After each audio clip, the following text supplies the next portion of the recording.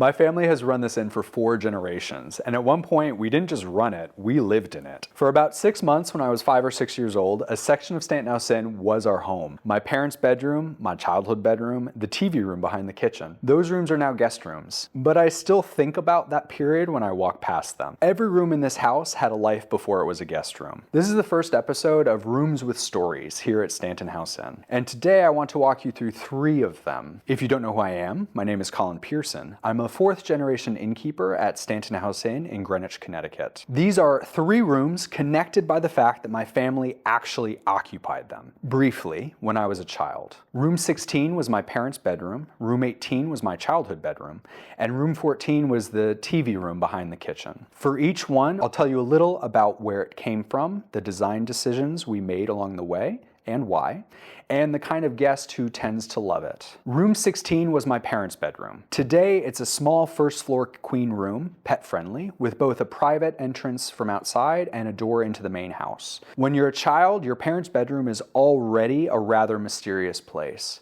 But when you're a child living in a bed and breakfast, your parents' bedroom is the one room in the entire building that is actually completely private. Being called into that room meant one of 2 things. Either something very good was about to happen, or you were in trouble. Most of the time it was the latter. It was a serious room, a grown-up room. When we converted this section of the house to guest rooms, room 16 became one of our smaller first-floor queens. For a while, it held its own. But over time, I noticed it was getting passed over more often than it used to. And then a guest, a specific, thoughtful guest, told us that they hadn't slept well, that the room was noisier than they expected in the morning, and it wasn't quite delivering what the rest of the house promised. I could have been defensive. Instead, I thought, they're right, and this is the room to fix it. The job of room 16 isn't to be some showstopper. It's to be the small, serious back bedroom you trust to give you a good night's sleep. It's not a showpiece, it's a room you trust. The first thing we tackled was the windows. Room 16 faces northwest. The light is gentle and indirect. We already had Roman shades, and we layered soft cotton curtains over them in a warm ivory. That combination does both jobs at once. It makes the room dark when you want it to, and it adds a softness to the space that the shades alone couldn't provide. With the full-length curtains, you can enjoy privacy during the day without losing the light. The second change was the rug. A large wool area rug layered over the existing hardwood floors. Wool absorbs sound, and it warms the room underfoot. It also gives a settled, period-appropriate quality that makes the room feel as though it has always been arranged that way. The third change was the seating. One rattan lounge chair with a cloth shade floor lamp in its own corner. One small antique writing desk, both modest in scale, but both real and usable. The rattan chair is visually light. It holds presence without adding weight. The desk is genuinely small, but it has a real surface for a laptop or a notebook, and it holds me just fine. I was planning on getting rid of the desk entirely, but then I saw this little guy and I couldn't resist. I think about the solo traveler coming back from a long family day in Greenwich. They come in via the private entrance or the door from the inside of the inn, depending on how social they were all day. They close those curtains, sit in that chair for 10 minutes with a book, and then actually sleep. That's what this room is for. Room 16 is for the guest who always ends up loving the coziest, quietest room in the house. You know who you are. You're not here for a suite, you're not here for the fireplace or the extra square footage. You're just here to sleep deeply and have a calm place to land.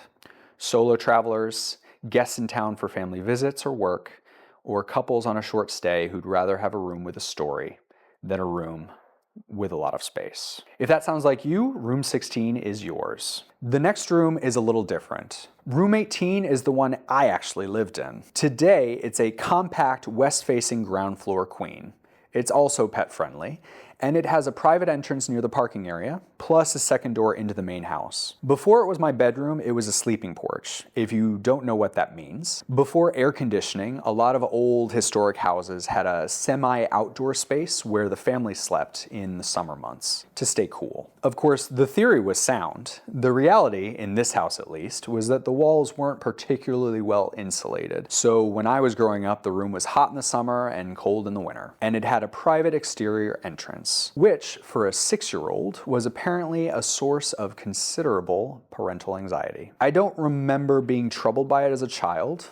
For me, it was easy access to the century-old copper beach outside, where I would dig for bugs. That entrance still exists, by the way, and now it's one of the things guests appreciate most. Arriving from the parking area, getting into the room in about 30 seconds without passing through the main house. It's a completely different selling point than it had when I was 6. When we updated room 18, the problem was straightforward. This room is always going to be small. We wanted to stop apologizing for that and make it exceptional for what a small room can actually do. The answer for us was the bathroom. We removed the old bathtub and replaced it with a walk-in shower behind a glass door, a pedestal sink, and white tile throughout.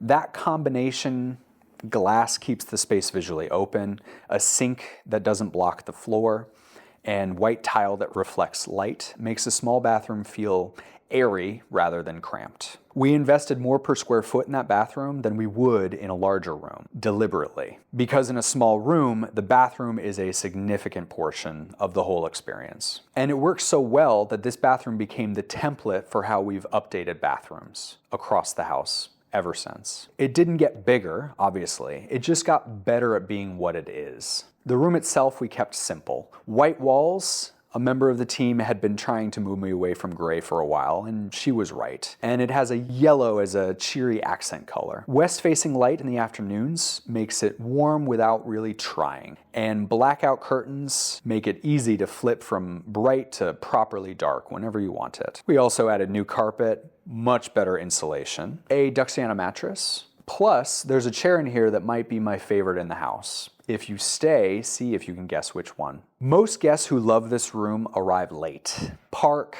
come in through that exterior door, take a proper shower, and only then wander into the parlor when they're ready to see other people. The room lets you arrive on your own terms. Room 18 is for the guest who doesn't need a lot of room. What they need is a great shower, a proper bed, and the room that feels like it was thought about rather than assembled. It's for solo travelers, couples here for a short stay, and guests who are moving around and just need a calm, well-made place to land for a night or two. I find this room satisfying in a specific way. Not because it's the most impressive room in the house, because it isn't, but because I know what it used to be, and I know what it took to make it what it is. It's still small. It always will be. But it's a cozy small now. If the idea of staying in a room with that kind of history, not as a museum piece, but as a comfortable, carefully updated guest room, appeals to you, room 18 is that. The last room I want to show you is the one that probably has the best Friday nights in its memory. Room 14 was the family's TV room, tucked right behind the kitchen. Now it's a ground floor king with a private entrance and patio, and it's another one of our pet-friendly rooms. It's worth noting that unlike room 18 and room 16, this one doesn't have an interior entrance into the main house. The private entrance is the entrance, which, as I'll get to, is part of the appeal. When my family lived in this section of the house, the TV room was the informal center of things for us. It's not where you had guests. It's not where you had serious conversations. It's where you laid down to digest after dinner. And on Friday nights, it was where we ordered pizza and watched a movie together. That room had a quality to it that I think about when I make design decisions. The sounds of the kitchen nearby, nobody performing anything. You could just be in it. There's a kind of comfort that comes from a room with no performance pressure, where nothing is asking you to appreciate it. Room 14, in its best version, should still feel like that. And here's what happened most recently. This past January, during a cold snap, a pipe froze and then thawed, and then leaked into room 14's carpet. Old houses make their own renovation schedules. We had planned to update this room anyway. The pipe just moved everything up the calendar, abruptly, and not particularly on my terms. I described it at the time as the room rising from the ashes like a sopping wet phoenix. But being forced to pull the carpet gave us the chance to make the room what it always wanted to be. A forced renovation, a clear outcome. A quiet ground floor sanctuary that still feels like a private back parlor. Not a room to impress, not a theme room. A composed, calm den of a room that happens to have a king bed. Some rooms are designed to impress you. This one is designed to let you relax. The walls are a warm neutral that reads almost like plaster in south-facing afternoon light. It doesn't fight anything in the room. It just settles. We layered a wool rug over the new carpet, muted tones of cream and browns.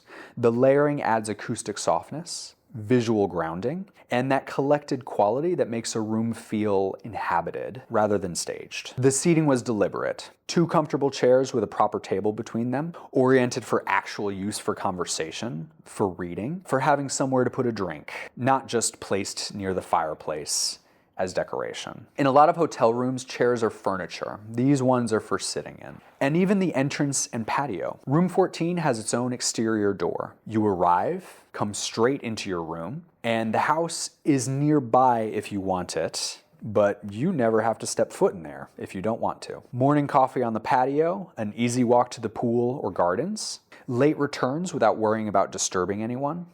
If you're traveling with a dog, that private entrance makes early walks and late evenings very easy. The gas fireplace is there, and it's real. On a fall or winter evening, it changes the room. A lot of guests in this room arrive, slip in through the private door, have coffee on the patio in the morning, spend the day in Greenwich or by the pool, and come back to the same quiet little den at the end of the day. That's the rhythm the room was designed for. Room 14 is for the guest who prefers a den to a stage. Private, quiet, a room that feels like you belong in it. Couples who'd rather have a composed, tucked away king than a showy suite. Guests who are genuinely here to decompress. Pet owners who want easy access and no fuss. Of the 3 rooms we've talked about today, room 14 is the one guests come back to most consistently. It's not always the most discussed, but it is reliably rebooked. I think it has something to do with what it used to be. A room where nobody was performing anything. If you like the idea of a private den more than a dramatic suite, room 14 tends to be the room people come back to. 3 rooms, former parents' bedroom, former childhood bedroom, former TV room. None of them are the most spectacular rooms in the house. None of them have the biggest fireplace or the most sweeping view. What they have is history that I actually know. And I think that changes how you design a room. When you know what a space was before, you're not just arranging furniture. You're in a conversation with the room about what it wants to keep and what it wants to let go. Room 16 wanted to keep its composure, so we made it quieter. Room 18 wanted to stop apologizing for being small, so we made it exceptional at what a small room can actually do. Room 14 wanted to stay a back parlor, so we left it be. This is the first of what I hope will be a long series. There are a lot of rooms in this house with stories in them, and I'd like to tell them properly. If one of these rooms feels like yours, you'll find more photos and details linked below. And if you'd like to keep seeing how we think about this old house, there are plenty more rooms with stories I'd like to share. Thanks for watching.